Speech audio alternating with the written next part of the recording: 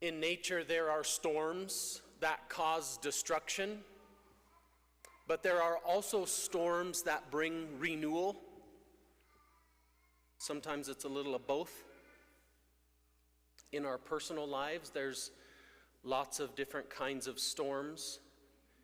If someone says something or does something that hurts us, it gets a little stormy in that relationship.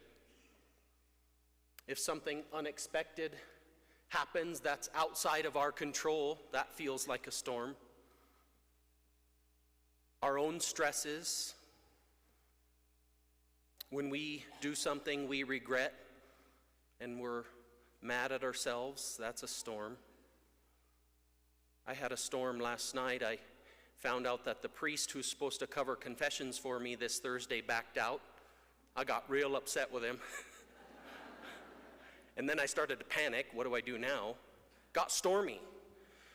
By this morning, when I was praying, the storm passed, which, thanks be to God, it usually doesn't resolve itself. Usually it's a couple of days before I stop being so worked up. We have storms.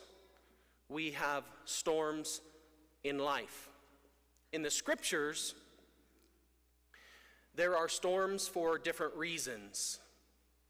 God uses storms. He leverages them.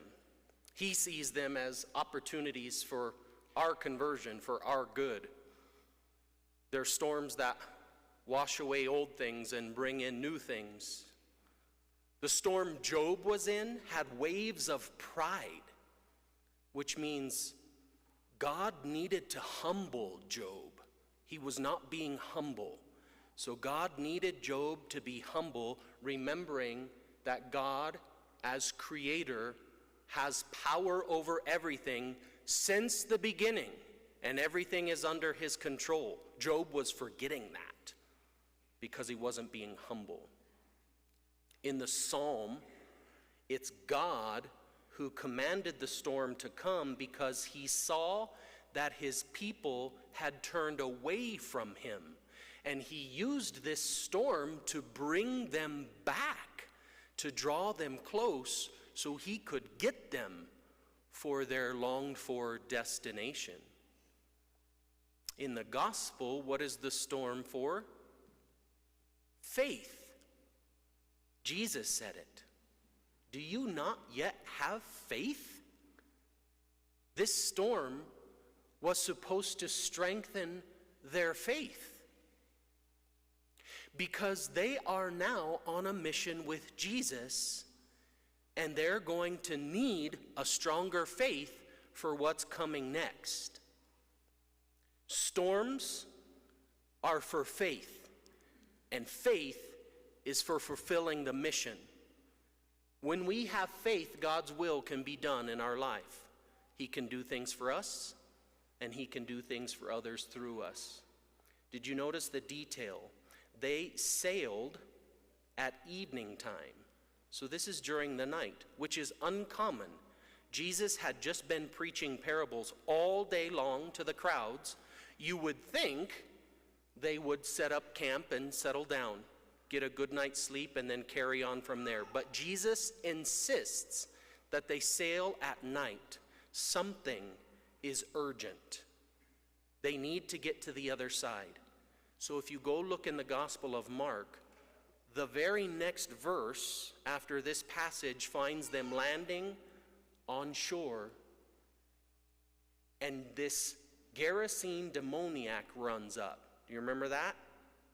This man is not just possessed by one demon, but by a legion. He's so dangerous they have to chain him up.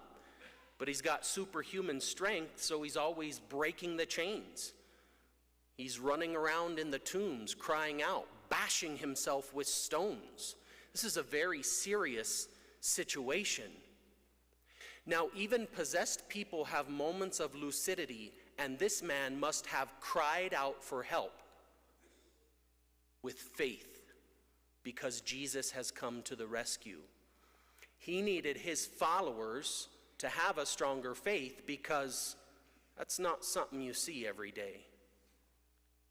If we found out there was a person in Montrose possessed by a demon, and their family members called us for help, and I asked you to go with me? Yeah? You coming? That requires a different level of faith. That's more faith than just showing up for Mass on Sunday. That's a scary situation. But followers of Jesus have to learn how to do hard things for the salvation of souls. It takes courage to be a follower of Jesus.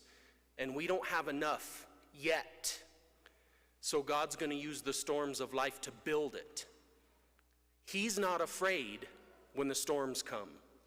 We shouldn't be either. We should stay in conversation with the Lord.